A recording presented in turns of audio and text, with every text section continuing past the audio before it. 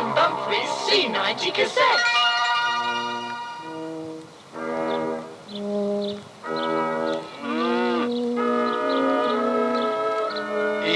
I love Sunday mornings. Sunday mornings, aye. I lay in bed until 9:30.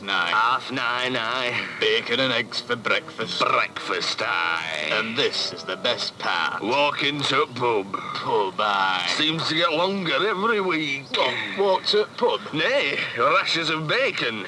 Mind you, couldn't manage breakfast this morning. Well, how's that then, Chuck? My new teeth, lad, giving me hell they are. Why don't you leave them out until you get used to them? Happen I can't bite on my pipe without teeth in. He reminds me of the time the wife lost hers. Didn't know she smoked a pipe. Oh, no, happen she doesn't. I'm talking about the time she lost teeth in yonder cowfield when she was chased by a bull. Heck. Thundering through the gate like a bolt from hell. Foaming at mouth and steam gushing from nostrils. Aye, funny lass, your wife. Aye. Happen she cleared that hedgerow in a single leap. Weren't until she tried to bite her nails that she realised she'd lost them. Did you go looking for them then? What, nails? Nay, dentures. Oh, aye, once bull and gone. Terrible it were, on me hands and knees in wet grass, crawling around the legs of all them cows. Did you find her teeth then? Nay, happen as not, but I got a pat on the back for trying, mind. Ah.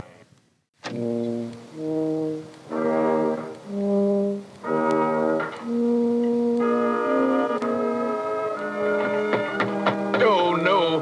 Who is it? Only me, Edwin. Oh, come in, lad. Heck, what a mess. Well, I've only been up an hour. I'm talking about kitchen, not you. I'm cooking, lad. Smells all right. What were it? Oh, chicken in the hole. Delicious. Butcher had sold out her sausages. Well, what's her doing? Cooking? Well, wife's gone. Aye, she loves her jogging. Nay, lad, she's gone to her sister's for a few days. Up brother-in-law were fatally killed at greyhound race meeting last night. Heck, what happened? Well, it were right strange, really. He put a fiver on number 7, Pringle's lad. Oh, thought you were talking about your brother-in-law for a minute. Oh, happen I am. Pringle's lad would name it Dog. Oh. And he rode up. He placed his bet, then ran down to track, waited at finishing post, and threw himself under the paws of the leader as he rushed by. By the heck. They say it were a terrible sight. By the heck. Wife's absolutely heartbroken. Close, were they? Aye, Pringle's lad came second. Scargill's champ just won by a nose. Nay, wife and brother-in-law, were they close? No, happen as not. She hated him. Well, why is she heartbroken then? She loaned him the fiver to put on Dog. Pringle's lad? Nay, brother-in-law. Still, no use crying over spilled milk. Quite right, Chuck. But I imagine your sister-in-law will be a bit upset for a year or so. No, not really, lad. We're only for cheese sauce. Cheese sauce. Ah.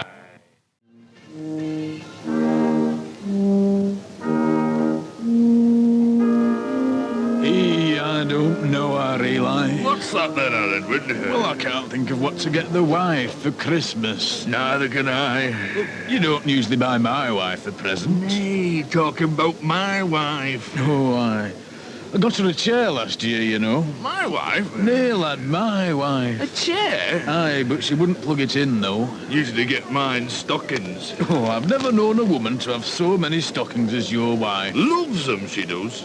Do you remember during the war, you couldn't get them? I didn't mind, I never used to wear them. Do you know what wife used to do? Well, what's that? She used to do pretend stockings. Tint her legs with boot polish and draw seam up back at legs with eyeliner. Why, I remember. But I could never work out how she managed to ladder them. Funny lass, my wife. Aye. Edwin and Eli, our friends from the north, are down the pub again.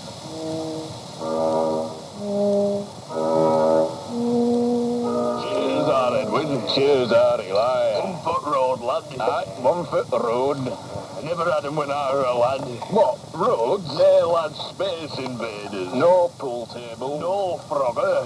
Frogger? Aye, Frogger. Wife's got it all down her right leg. She got it sitting too close at fire. No lucky drop. Nay, lad, hasn't got that yet. Nay, lad, lucky drop fruit machine. Didn't have jukeboxes either.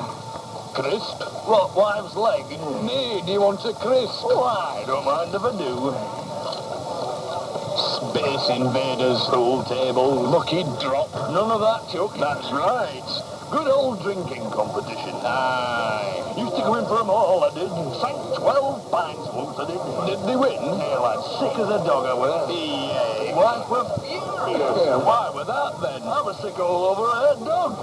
I said, I don't remember eating that. Crikey. Still not anymore. Nay. Still enjoy a nice quiet drink. You what, Joe? I said I still enjoy a nice quiet drink. Oh, if you're having one. Aye. And now, live in Stephen Bumfrey's private room, local man Brian Nylon. Mr. Nylon is a part-time potato optician from Canby Island and has a rather unusual hobby. Yes, indeed, Steve. This is true. And your hobby is? Collecting holes, Steve. Holes? Yes.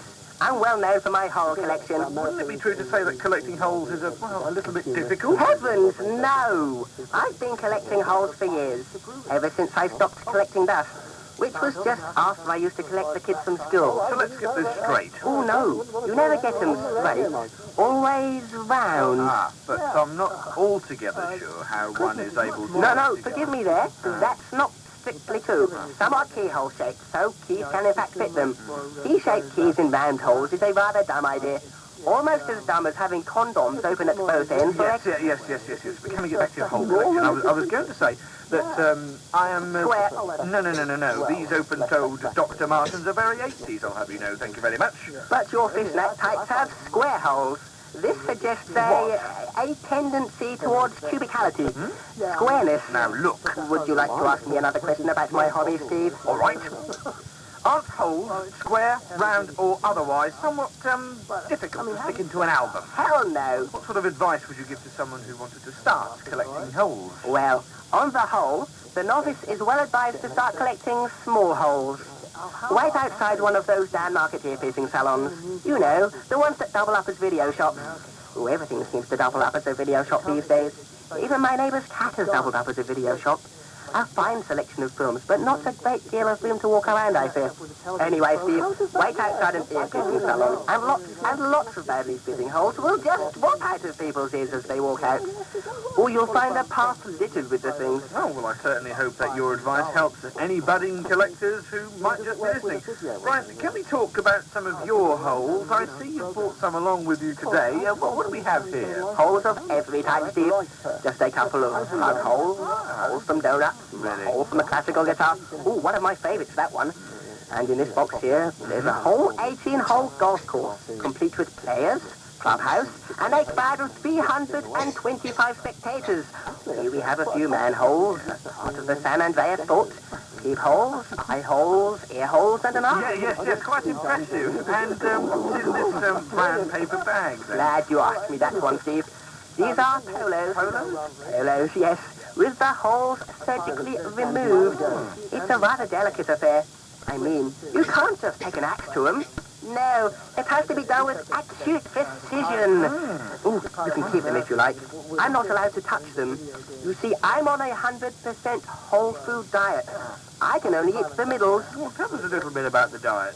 Well, I can only eat wholemeal bread, toad in the hole with the toad removed, and various parts of Swiss cheese. And the middle of polo. That's right. Nothing else. Not unless it can be swallowed whole. So on the whole, not a good diet. No. Well, Brian, thanks for coming along and showing us your hole. My pleasure. But before you go, tell us a little bit about your hopes for the future of your collection. I mean, where do you plan to go from here? For an interview on commercial radio. Now there's a hole to be filled. No. I was thinking more in terms of holes yet to be had. I think my collection will come to a climax when I at last have Madonna's belly button. Not that I haven't already tried, mind you, but that's a rather embarrassing story. Would you like to hear about it? Well, we're a little pushed for I time, travelled down to try to obtain a young lady's navel when she was at Wembley Stadium. It was just before the concert. I pushed my way backstage and came face to face with the roadies. Really? Big, beefy roadies with thighs like beer barrels and thick, hairy arms. And the men were even bigger. Well, one of those revolting creatures grabbed me by the throat and asked me what I thought I was doing. I distracted him by setting fire to his knitting and then made a bolt for the stage door. Metal work is another one of my little hobbies. Anyway, I rushed through the door, and you won't believe this. There I was, standing next to Madonna herself, in front of an audience of squillions. I was on stage. I felt a right one. Oh, you were that close, were you? May I continue, please? I'd rather you didn't, actually. I've got a really zany phone-in spot, a cookery spot, and the lost pet spot to squeeze in before the end of the show. Please yourself. If you think squeezing spots is more interesting than speaking to me, you know what you can do with your large spongy microphones and BBC canteen cups. I'm off. Mind the, hole. And now, BBC Radio Norfolk presents Words of Wisdom with Dankworth St. John Brixby. A wise man once said, "Is it hot or is it me?"